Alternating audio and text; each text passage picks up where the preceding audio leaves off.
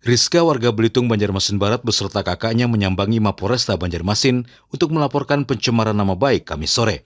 Sebelumnya remaja 19 tahun ini disebut sebagai perempuan panggilan oleh oknum yang tidak bertanggung jawab di laman grup media sosial Facebook, di mana akun Fadli Alfiat memposting kalau Rizka mencuri dompetnya usai berkencan di salah satu penginapan di Banjarmasin.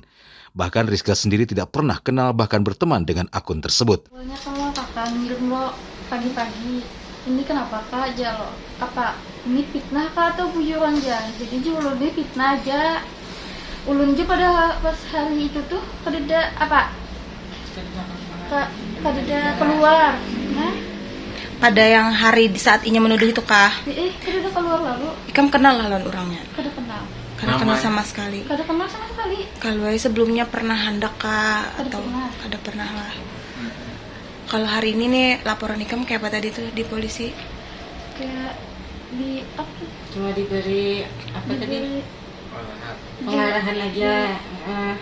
Apa aja? Soalnya kan akunnya sudah dihapus. Sementara itu, Kasat Reskrim Polresta Banjarmasin, Kompol Alfian Tri Permadi, berkomitmen untuk melakukan pendalaman kasus tersebut. Di sini kita dalami peristiwa tersebut.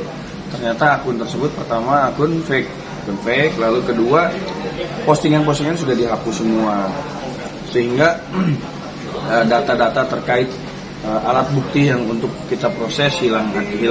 Kita tetap kita gali, kita coba lagi, karena kan kita sama-sama tahu dalam undang-undang ITE ini kan perlu perangkat di sini. Nanti kita cek kembali mulai dari alamat akun yang dimaksud, terus akun yang digunakan juga.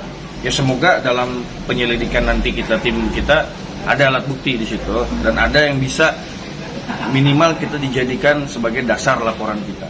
Hingga saat ini postingan di akun tersebut belakangan hilang. Hal itu yang membuat pihak kepolisian meminta waktu untuk pendalaman kasus tersebut. Dari Banjarmasin, Alif Hidayatullah, Kalsel 1net.